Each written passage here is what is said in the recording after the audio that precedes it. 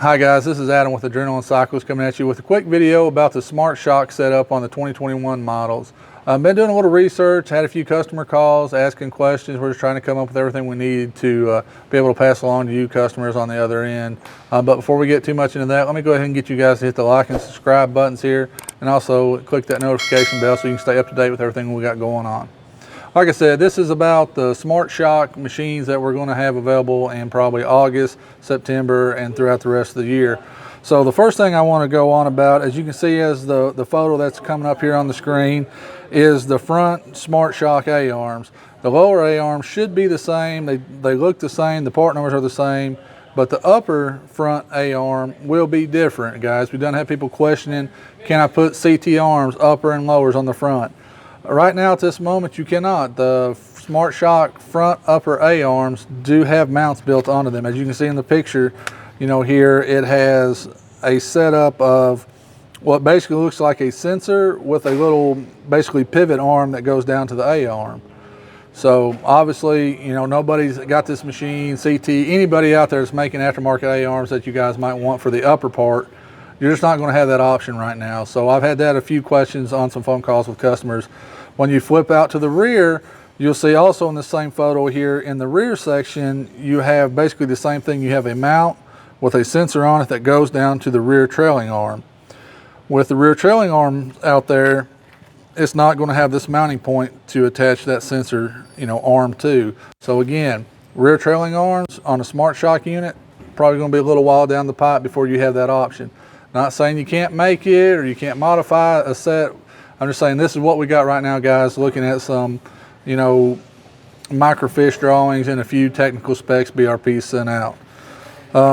Going on, just want to, you know, let you guys know this is rebound controlled suspension. You know, a lot of the Polaris stuff doesn't have that. So with the Can-Am stuff, I guess being SmartShox, it will do the rebound and compression. How it does that, not exactly sure. I got a question out, and if I get the answer for that, my IT guy will put the answer for that below.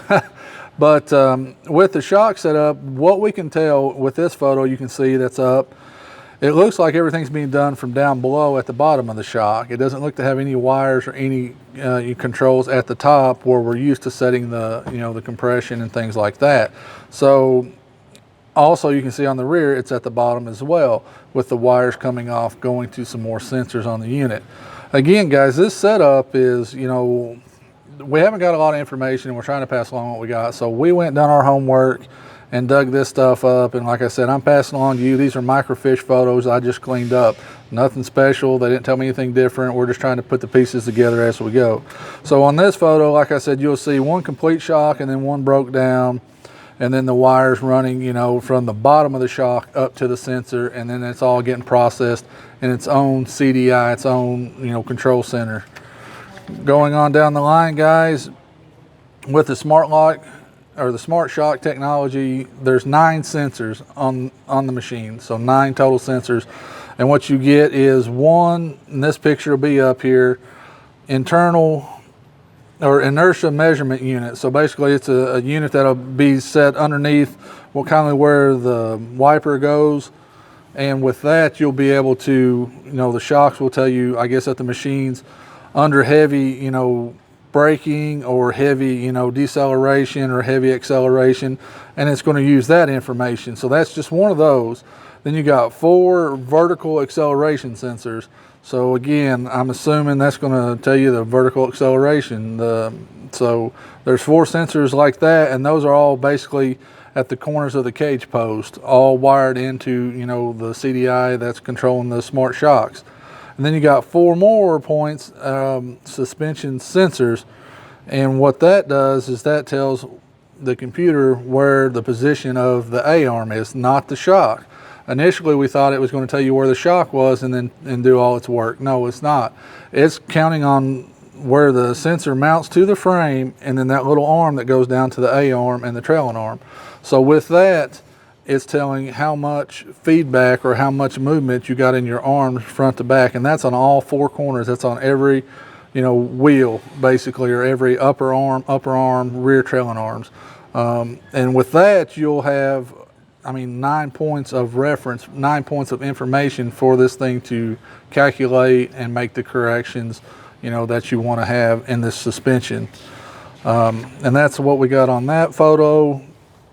Going to the next photo, we'll see here we got basically like a breakdown of, you know, how it's going to be going about. So you got real time, you know, data from all the sensors, and then you're using the switch from Comfort, Sport to Sport Plus, and then all that information is being sent over to the Shox, and the Shox adjusting it. Again, we don't know how they're really technically doing this. There's not a lot of information out there. We're trying to find it out. We got an idea, but we don't know yet. One of the things, you know, we've had some people ask, is this going to be available separate? As you can see on the photo, no.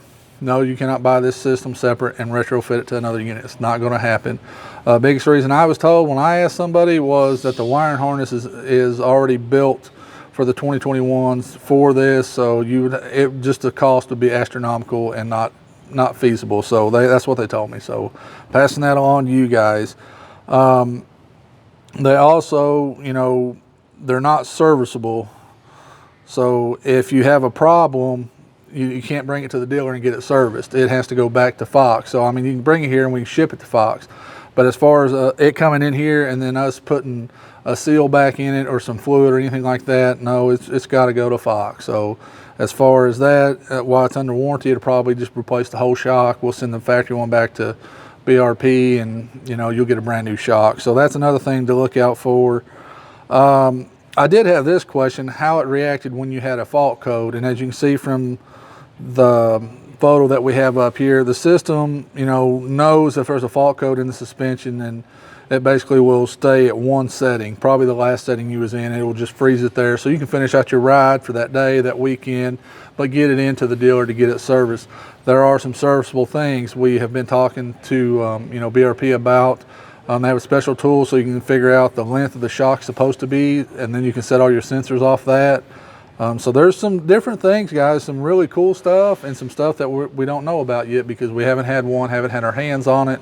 We're just trying to be as transparent as we can with some of the questions that we've had come in, you know, over these last few weeks.